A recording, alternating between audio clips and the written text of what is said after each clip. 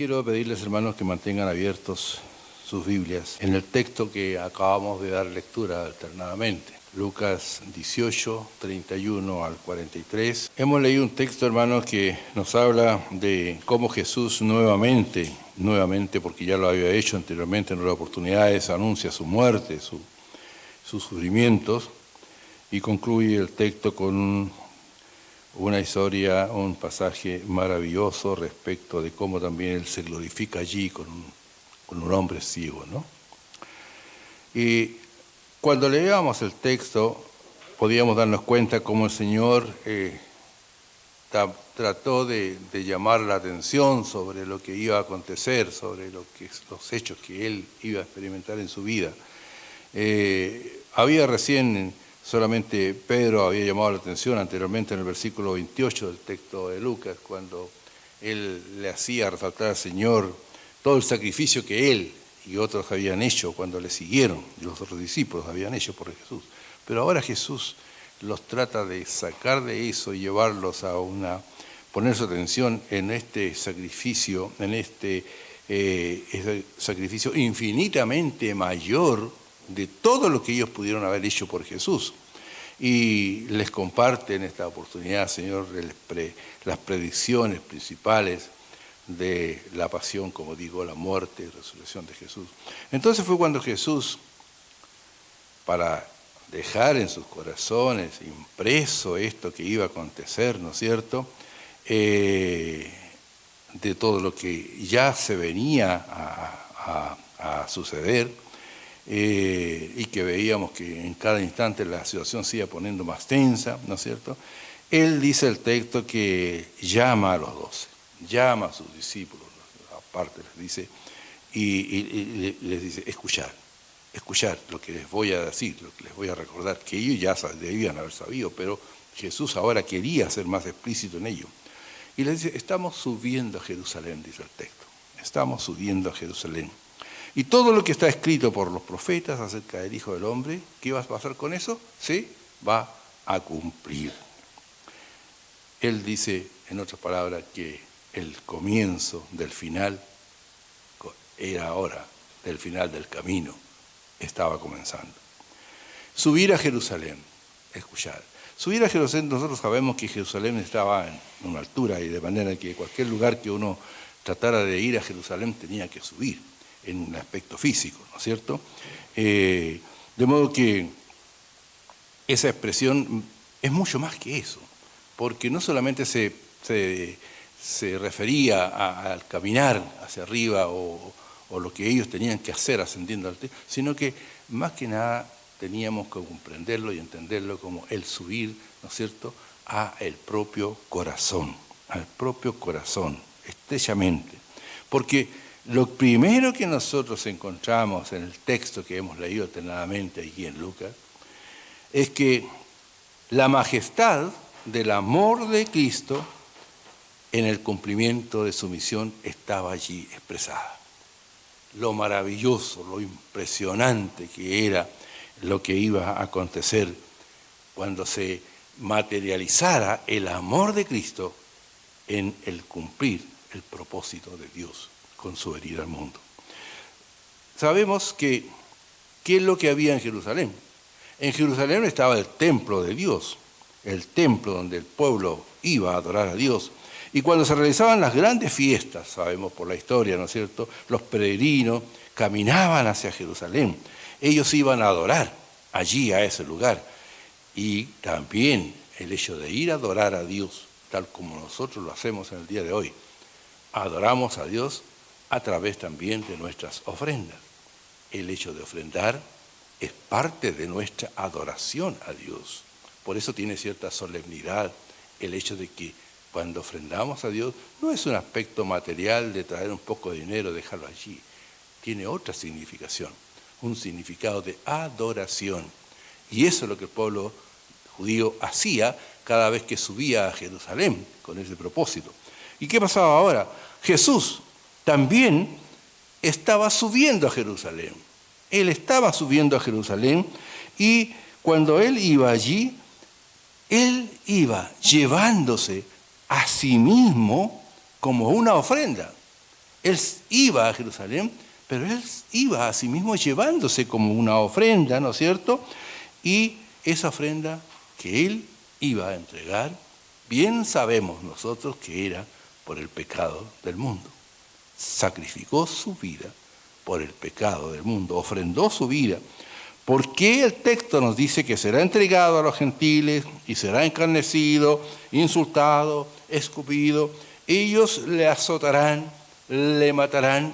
Todo el relato de la pasión, pero terminando con lo más maravilloso que pudo haber acontecido, que al tercer día él resucitará. Jesús, hermanos amados, ve acercarse todo esto, ve como ya viene en camino. Él percibe ya la perfidia, la hipocresía, la calumnia, los escarnios, el dolor, la vergüenza. Y él ya veía como una luz de nieve, ¿no? Cómo esto amenazaba por aplastarlo, por llegar a su vida allí. Pero él, ¿qué acontece con Jesús frente a esto que él estaba viviendo ya en sus últimos días? Él no se retira, ni siquiera se detiene ante esto que venía. Por el contrario, el texto allí en Lucas 9:15 nos dice, 9:51 nos dice que él afirmó su rostro para ir a Jerusalén. Afrontó, porque él venía a cumplir no su voluntad, sino la voluntad de su Padre. Por lo tanto, afirmó su rostro, dice el texto, para ir a Jerusalén. Y él le recuerda a los discípulos de esto. Él les recuerda, y nos recuerda a nosotros también en el día de hoy, que todas las cosas referentes al Hijo del Hombre, es decir, a Jesús, fueron escritas por el Señor a través de los profetas. Fueron escritas por el Señor a través de los profetas y que ahora todo eso se va a cumplir y se va a hacer evidente, se va a manifestar, ¿no es cierto?, que Jesús definitivamente en estas circunstancias consideraba aquí su vida como una parte para realizar el cumplimiento del proceso y del consejo eterno de Dios. El propósito de Cristo de venir al mundo tenía una misión específica y él venía a cumplir no su voluntad, sino la voluntad de su Padre. Vemos aquí, queridos hermanos, cómo Jesús, con determinación resuelta, camina directamente hacia el futuro de él, porque sabe Jesús muy bien que era necesario que para que su pueblo fuera salvado, era necesario, no solamente para su pueblo, sino para que usted y yo, como parte de la iglesia, fuésemos salvados, ¿no es cierto? Él necesitaba y tenía que ir a la cruz, tenía que cumplir la misión. El apóstol Juan, en el Evangelio de Juan, capítulo 13, versículo 1, nos da un consuelo maravilloso con estas palabras. Como había amado a los suyos que estaban en el mundo, los amó hasta el fin. Es decir, allí la majestad del amor de Cristo en el cumplimiento de su misión se hacía notar y ver claramente. Pero lo segundo que nosotros podemos sacar del texto que leíamos recién es que observamos aquí, hermanos amados, en el texto, cómo los afanes del mundo, las preocupaciones del mundo bloquean nuestra mente y debilitan nuestra fe. Es increíble. Los afanes y preocupaciones del mundo como que ponen una capa de neblina en nuestra mente, la bloquean, y entonces nuestra fe se empieza a debilitar. Si los discípulos, queridos hermanos, hubiesen escuchado cuidadosamente y hubiesen conocido plenamente el Antiguo Testamento, por ejemplo, la profecía de Isaías o el contenido del libro de Daniel, hubieran entendido, por lo menos hasta cierto punto, que Jesús, por medio de esta última predicción de la pasión y resurrección que él estaba manifestando allí en los versículos 31 al 34, no solo él allí se identificó como el Mesías, sino que también señaló en qué sentido era verdaderamente el Mesías prometido. Es decir, nosotros ahora, a este lado de la experiencia de la venida de Jesús, a este lado de esos acontecimientos, porque sucedieron, y ahora estamos nosotros aquí, sabemos por la historia cómo no pudieron darse cuenta de esto que Jesús les había explicado tan claramente. Sin embargo, los afanes del mundo, las preocupaciones a veces nos interfieren en nuestra mente, ¿no es cierto? Y nos bloquean en ese sentido. Podemos observar en este pasaje, hermanos, que en este hermoso relato que encontramos aquí en Lucas, cómo queda de manifiesto la relación que hay de la majestad del amor de Cristo, y aquí la encontramos, ¿no es cierto?, en esta predicción, que es mucho más explícita y más clara que las que había hecho anteriormente, la encontramos en Mateo y en Marcos, pero aquí él, relacionada con la pasión, la pasión, la muerte y la resurrección de Cristo, pero aquí la revelación gradual que hace de los acontecimientos. Yo diría, más detalladamente encontramos en Lucas el detalle de lo que iba a acontecer, ¿no es cierto? Vemos aquí que tenía un propósito. Más que lo que tenía de los otros evangelios de relacionar esta historia, aquí tiene un propósito especial. Un propósito, diríamos, pedagógico, para enseñarnos a nosotros la profundidad del sacrificio de Cristo. Para poder entender y comprender que no fue una cosa tan trivial, tan ligera. Bueno, murió y se crucificó. Había algo mucho más profundo que encerraba este sacrificio especial de Cristo. Es como para que nos enseñe a nosotros para que podamos comprender que aún en la conciencia humana de nuestro Señor, el sentimiento de los horrores que se aproximaban ya, se hacían poco a poco más reales. O sea, nos tenemos que colocar como en el pensamiento humano de Jesús, porque recordemos que Jesús era Dios y era hombre. Y en el lado del hombre, del pensamiento humano, ¿cómo estaría viviendo esos instantes? Pero, ¿qué pasó con los discípulos? Ellos no comprendieron nada de esto. Su mente estaba entenebrecida, estaba quizás ocupada de otras cosas. En realidad, la declaración les había sido encubierta, esa es la palabra, pero ellos ni siquiera comenzaron a darse cuenta de lo que estaba diciéndole Jesús. Los 12 no entendieron esta predicción. Y la razón para esta torpeza de su parte, podemos entenderla, que no pudieron entender nada en ese momento, pero nosotros podemos encontrarla, o podríamos decir, ¿no es cierto?, que en la mente de estos hombres abrigaban otras cosas. Estaban preocupados de otras cosas. Estaban con Jesús, estaban escuchándole, pero ellos estaban pensando en otras cosas. Los 12 no entendieron esta predicción.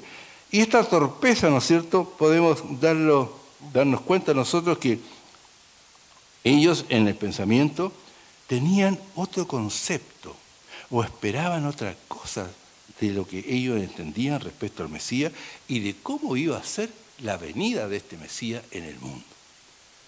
Era lo que siempre el pueblo esperaba. Recuerden ustedes que ellos esperaban un Mesías que los liberara del yugo romano. Querían un libertador, que los pudiera sacar de la situación que ellos estaban viviendo.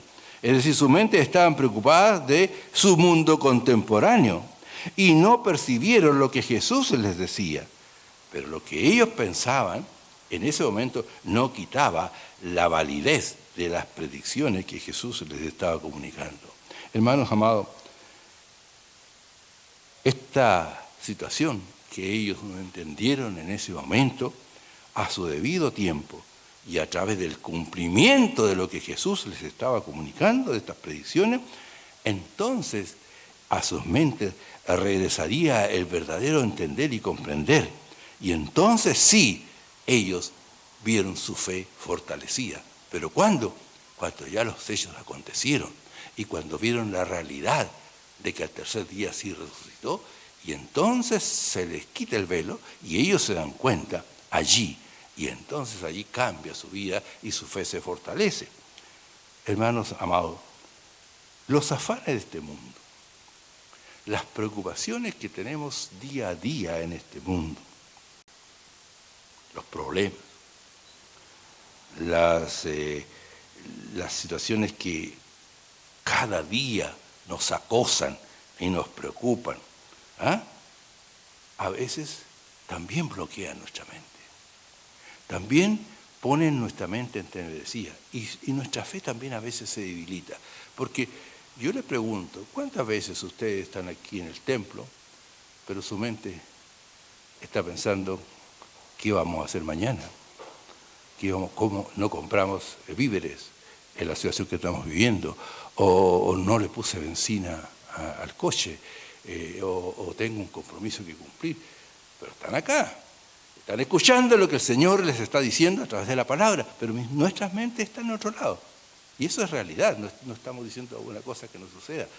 Pasó con estos hombres que estando con Jesús, sus mentes estaban en su mundo contemporáneo y no pudieron oír y no pudieron entender oportunamente lo que Jesús les dice a través de las palabras.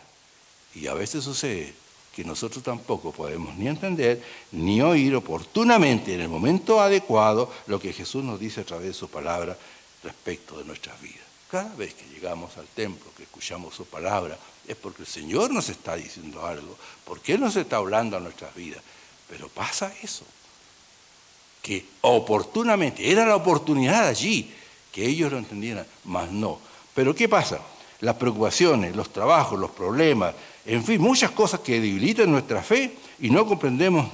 ¿Hasta cuándo no comprendemos? Hasta cuando las cosas no suceden. Y cuando suceden, nosotros entonces sí podemos ver la mano de Dios en nuestra vida y entonces solo podemos ver cómo nuestra fe se fortalece. Estamos llenos de preocupaciones, estamos llenos de afán y estamos allí, pero cuando el Señor responde, cuando el Señor bendice, cuando el Señor nos da, entonces nos damos cuenta que la fe se fortalece y es real lo que Dios nos ofrece y nos promete cada día. No nos damos cuenta hasta cuando las cosas no suceden. Y por ejemplo, tenemos ejemplos en la vida cuando tenemos una situación especial y tanto nos preocupa, pero el Señor le da la solución y allí está. Y entonces, qué maravilloso es el Señor, qué grandioso es el Señor, cómo Él está atento y presente a nuestras necesidades. Pues allí sucedió esta experiencia con estos hombres, los discípulos. Pero en el texto, queridos hermanos, no solamente podemos encontrar cómo la majestuosidad del amor de Dios se presenta cumpliendo el mandamiento o el propósito por el cual Jesús viene al mundo, ni tampoco nos muestra cómo las situaciones cotidianas del día que nos dejan de acosarnos en nuestra vida diaria nos permiten a veces dejar de lado las enseñanzas que Jesús nos da y bloquean nuestra mente, sino que también el texto, queridos hermanos, nos muestra algo que es maravilloso en lo que estábamos leyendo. Cómo Él bendice, como la bendición de Dios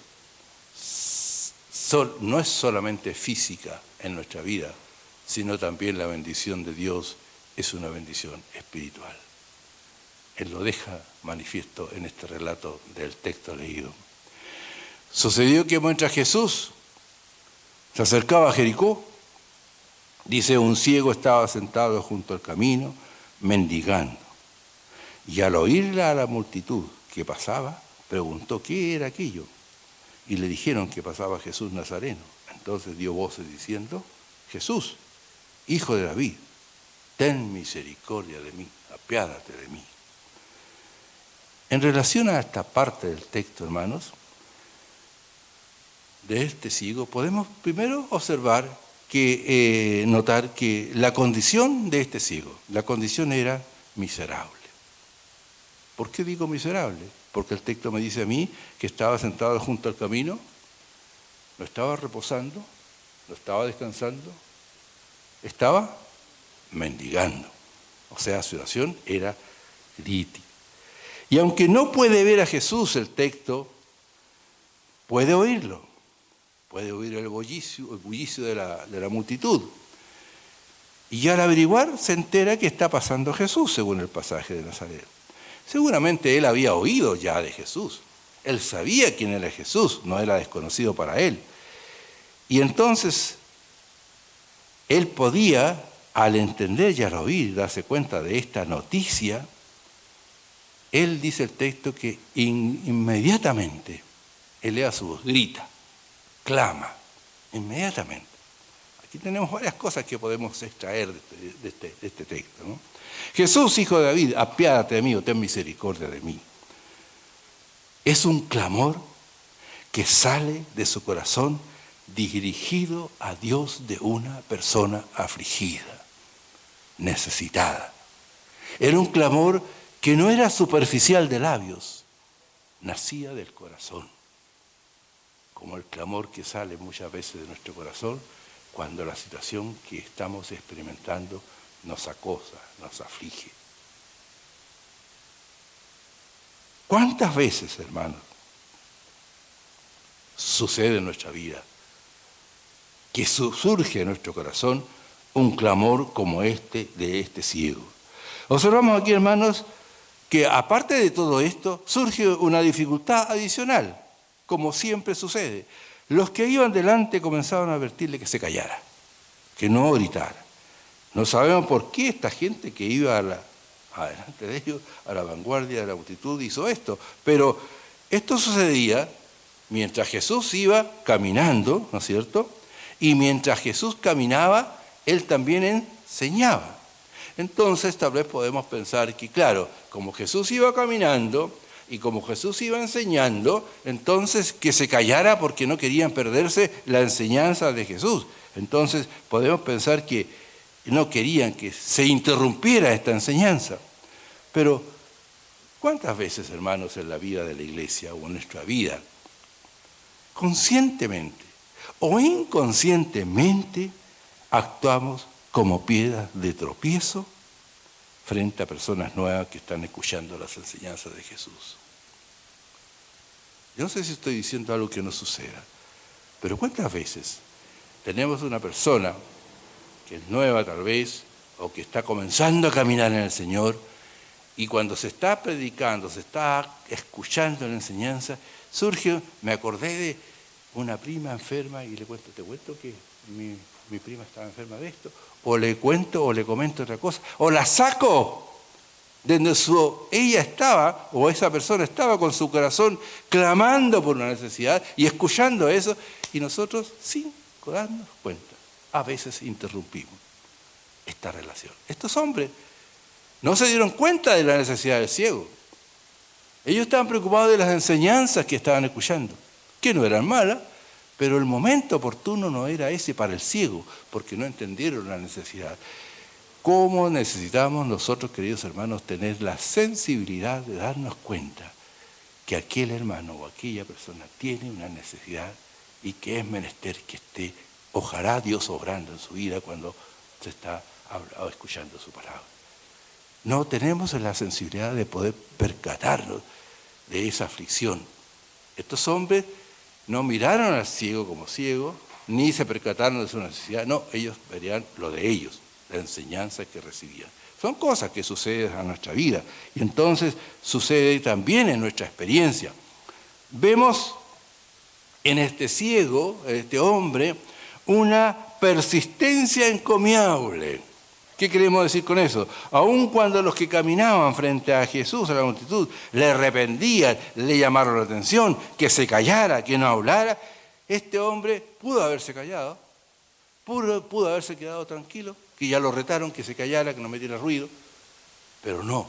Él dice, persistió en una forma que clamó mucho más fuerte todavía, Hijo de David, ten misericordia de mí. El hombre no estaba interesado en perder, ¿qué cosa?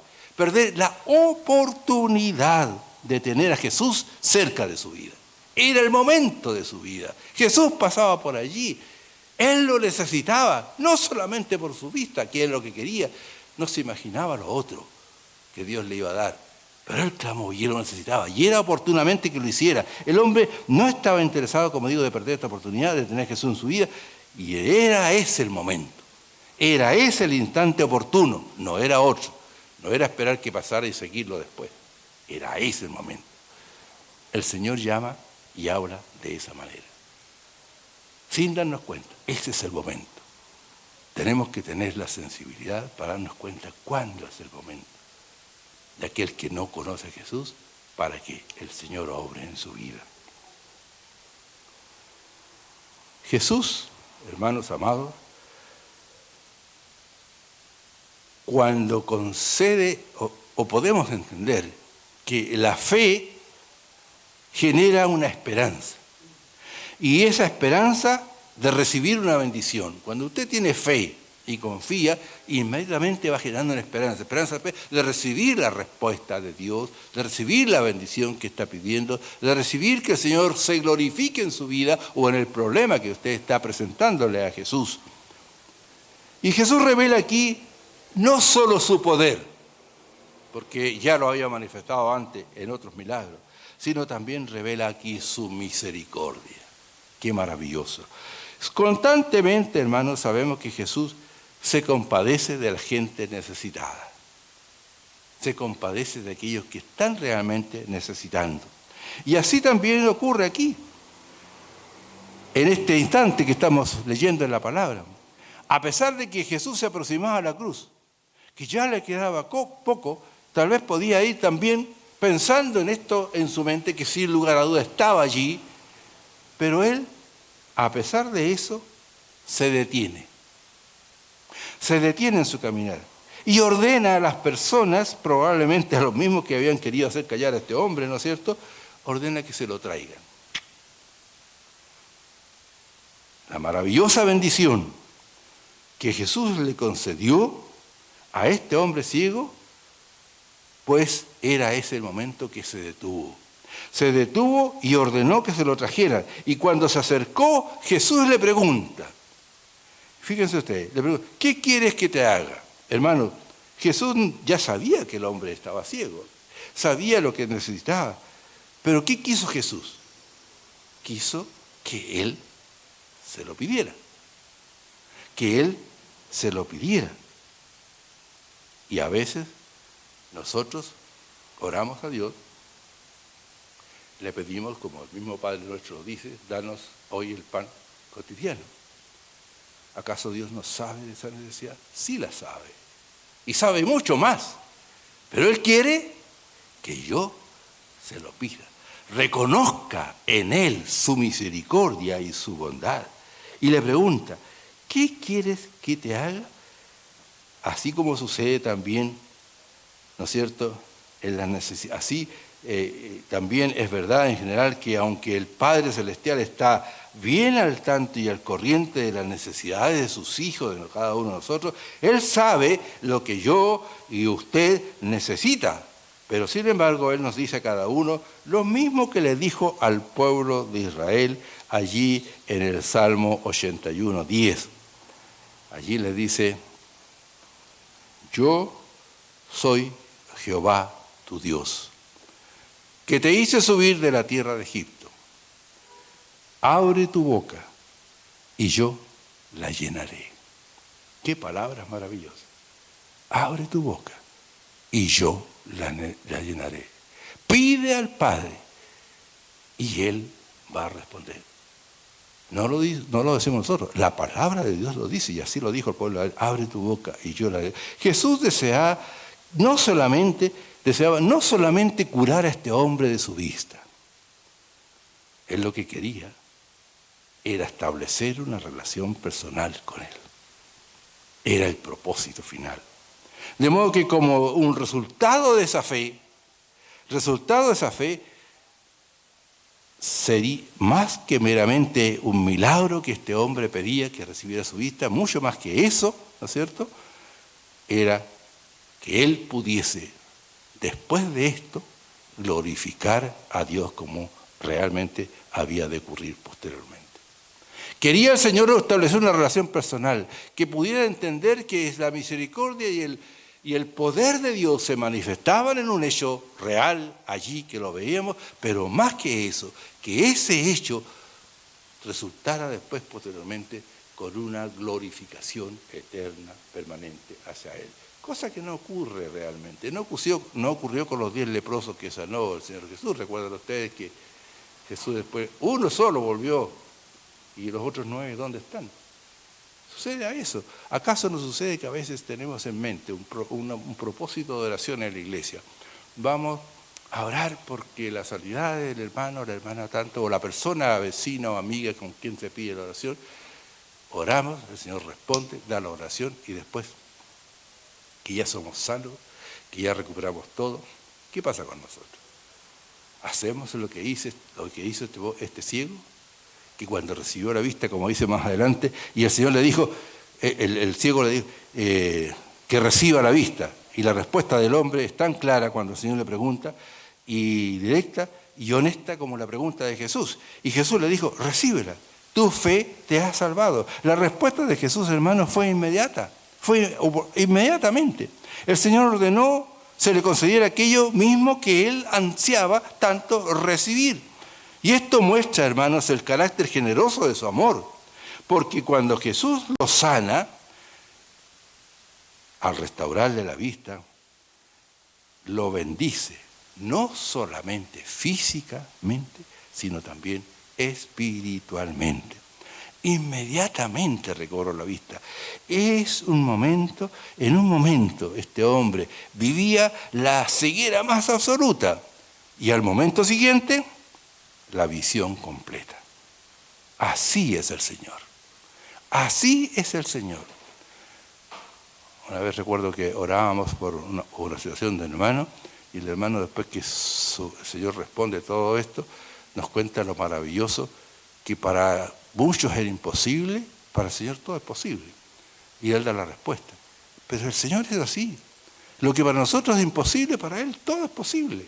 Y si tenemos fe, la fe va a venir acompañada también de un fortalecimiento espiritual. Inmediatamente recobró la vista. Y el texto termina, hermanos, relatándonos el cambio que produjo en este hombre la presencia de Cristo en su vida. No queda ninguna duda que Cristo entró en su vida, que este hombre cambió. Como su corazón se llenó de gratitud por la bendición recibida de Jesús cuando le dijo, tu fe te ha salvado. Su testimonio de la experiencia que él vivió, hermano, hizo que muchos otros le siguieran. El texto nos dice que, y luego vio y le seguía, glorificando a Dios. Y todo el pueblo, cuando vio aquello, dio alabanza a Dios. Hermanos amados, el Señor nos invita en esta hora a nosotros a que nos sumemos en la alabanza, en la adoración y en la gloria y nos rindamos todo a nuestro Dios. Al igual que todo el pueblo que vio lo que pasó, fíjense que allí hubo un milagro de Jesús. Sanó a un ciego, le dio la vista, le salvó. Pero ese milagro impactó tanto en aquella multitud de gente que el texto me dice que, y el pueblo, después que vio aquello, alabó a Dios y le glorificaba y le seguía. Hermanos, las bendiciones recibidas en nuestra vida, lo que el Señor hace en nuestra vida, especialmente la maravillosa salvación que usted y yo hemos recibido en nuestra vida, que es la salvación de nuestra vida gratuita de Dios, es un motivo para que nunca dejemos de glorificar y adorar a nuestro Dios. Y que esa actitud mía y la suya de fidelidad al Señor impacte en aquellos que nos rodean. Impacte en el familiar que no es creyente. Impacte en los vecinos. Donde quiera que me lleve el Señor, que impacte aquella maravillosa bendición, porque el Señor me ha sanado a mí físicamente y a usted, pero también nos ha sanado espiritualmente. Hermanos amados, que el Señor nos ayude y nos bendiga por medio de su Santo Espíritu para que glorifiquemos a Dios en cada momento de nuestra vida.